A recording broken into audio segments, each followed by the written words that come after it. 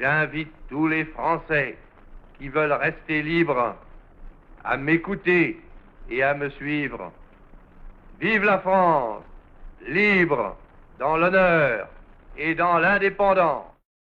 Bien, bonsoir, chers amis. Nous sommes réunis ce soir à 18h, 80 ans après l'appel du 18 juin 1940.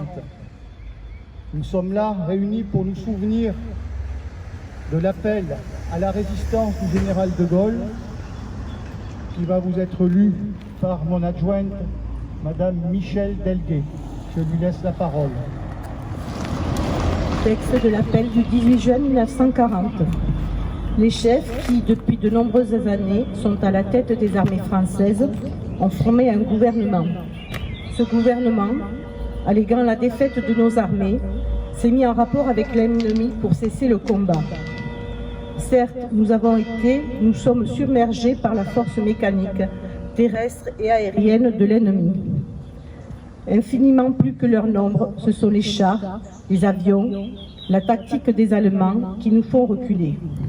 Ce sont les chars, les avions, la tactique des Allemands qui ont surpris nos chefs au point de les amener là où ils en sont aujourd'hui. Mais le dernier mot est-il dit? L'espérance doit-elle disparaître? La défaite est-elle définitive? Non. Croyez-moi, moi qui vous parle en connaissance de cause et vous dis que rien n'est perdu pour la France. Les mêmes moyens qui nous ont vaincus peuvent faire venir un jour la victoire. Car la France n'est pas seule. Elle n'est pas seule. Elle n'est pas seule. Elle a un vaste empire derrière elle. Elle peut faire bloc avec l'Empire britannique qui tient la mer et continue la lutte. Elle peut, comme l'Angleterre, utiliser sans limite l'immense industrie des États-Unis. Cette guerre n'est pas limitée au territoire de notre malheureux pays. Cette guerre n'est pas tranchée par la bataille de France. Cette guerre est une guerre mondiale. Toutes les fautes, tous les retards, toutes les souffrances n'empêchent pas qu'il y a dans l'univers tous les moyens pour écraser un jour nos ennemis. Foudroyés aujourd'hui par la force mécanique, nous pourrons vaincre dans l'avenir par une force mécanique supérieure. Le destin du monde est là. Moi, général de Gaulle, actuellement à Londres, j'invite les officiers et les soldats français qui se trouvent en territoire britannique ou qui viendraient à s'y trouver, avec leurs armes ou sans leurs armes. J'invite les ingénieurs et les ouvriers spécialisés des industries d'armement qui se trouvent en territoire britannique ou qui viendraient à s'y trouver, à se mettre en rapport avec moi. Quoi qu'il arrive, la flamme de la résistance française ne doit pas s'éteindre et ne s'éteindra pas. Demain, comme aujourd'hui, je parlerai à la radio de Londres. Je passe maintenant la parole à Madame Fanny Armin, première adjointe, qui va nous lire le discours de la secrétaire d'État, Madame Darrieussecq, secrétaire d'État auprès des anciens combattants. Journée nationale commémorative de l'appel historique du général de Gaulle à refuser la défaite et à poursuivre le combat contre l'ennemi. Message de Madame Geneviève Darrieussecq, secrétaire d'État auprès de la ministre des Armées. Je m'apparaissais à moi-même, seul et démuni de tout, comme un homme au bord d'un océan qu'il prétendait franchir à la nage. Le 17 juin 1940, dans les airs, entre Bordeaux et Londres, Charles de Gaulle mesure l'ampleur de la tâche qui est devant lui, alors que la défaite de la France est consommée, que l'armistice est demandé et que l'esprit d'abandon a triomphé. En quittant le sol national, il choisit l'exception, il refuse l'abaissement. Sur les rives de la Tamise, rien ne l'attend, ni troupes, ni armes, ni navires, ni avions. En France, aucune organisation ne s'apprête à soutenir son action. Tout est à bâtir. Le Royaume-Uni offre à ce naufragé de la désolation la première de ses armes, les ondes de la BBC. Dans la matinée du 18 juin 1940, le général de Gaulle rédige des mots qui font corps avec notre histoire. Il est 18h lorsqu'il les prononce. Dans la soirée, ces paroles irrévocables franchissent la Manche et sèment les graines de l'espérance. C'était l'appel du 18 juin, c'était il y a 80 ans, jour pour jour. Le général de Gaulle est la première voix à s'opposer publiquement à l'armistice et à expliquer pourquoi le combat doit se poursuivre. Il proclame que la défaite de la France n'est pas définitive car cette guerre est une guerre mondiale. Il lance un cri de ralliement à destination des militaires, des spécialistes, des ingénieurs. Enfin, il conclut par un message d'espoir. Il allume ce flambeau de la résistance dont la flamme allait grandir sans jamais s'éteindre.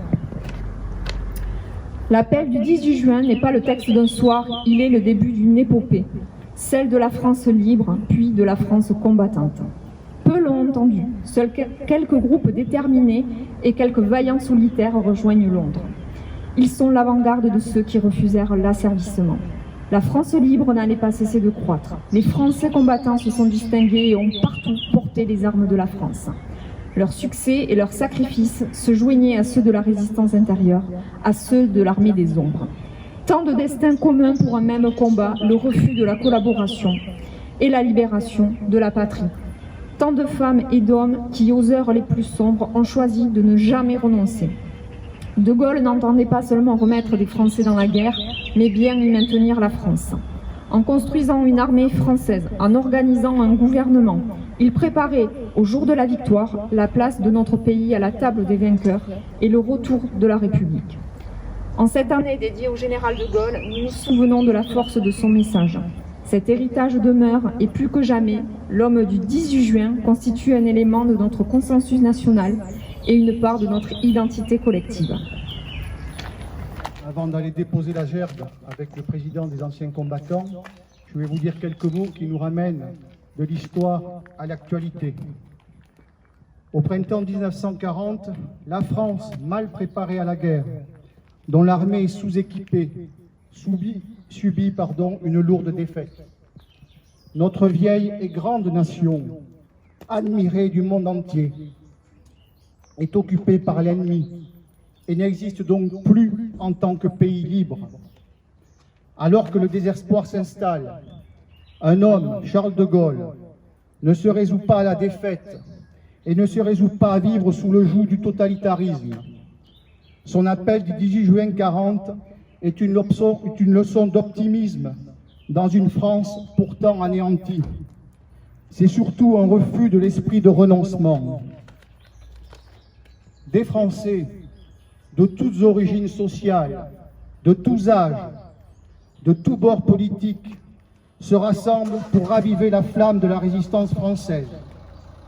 Parmi les plus célèbres résistants se trouvent Jean Moulin, Lucie et Raymond Aubrac, ainsi qu'Henri Freinet ou André de Wavrin. Ces hommes et ces femmes, pourtant politiquement opposés, ont su dépasser leurs divergences pour que la France renaisse. Pour eux, seul comptait avant tout le pays, la France. Aujourd'hui comme hier, 80 ans plus tard, nous devons toujours être animés par cet esprit de résistance pour défendre, s'il y a lieu, le pays. Ceci s'appelle le patriotisme. On me l'a transmis. Je l'ai transmis à mon tour à mes enfants. Et j'espère que beaucoup d'autres font ainsi. Pour symboliser ce passage de témoin entre les générations, 2 générations de Beaumontais se trouvent aujourd'hui côte à côte. Le grand-père Roger Vignol, ancien combattant, et son petit-fils Mathieu Gay, jeune conseiller municipal, délégué aux anciens combattants. J'ai voulu que ce soit un jeune, pour une fois, qui ait cette fonction. Ils incarnent tous les deux, ce soir, la continuité et démontrent que l'attachement à la patrie n'a pas d'âge. Ceci n'est ni quelque chose de ringard, ni quelque chose d'ultra-moderne. C'est avant tout un idéal. De même, l'attachement à la patrie n'est ni de gauche ni de droite. C'est en cela qu'il nous rassemble tous. Vous l'aurez compris, c'est dans un esprit rassembleur et engagé face à l'adversité que l'actuelle équipe municipale s'inscrit. Au service des Beaumontaises et des Beaumontais actuels, nous avons également une pensée respectueuse pour nos anciens qui se sont bâtis pour que nous soyons libres aujourd'hui.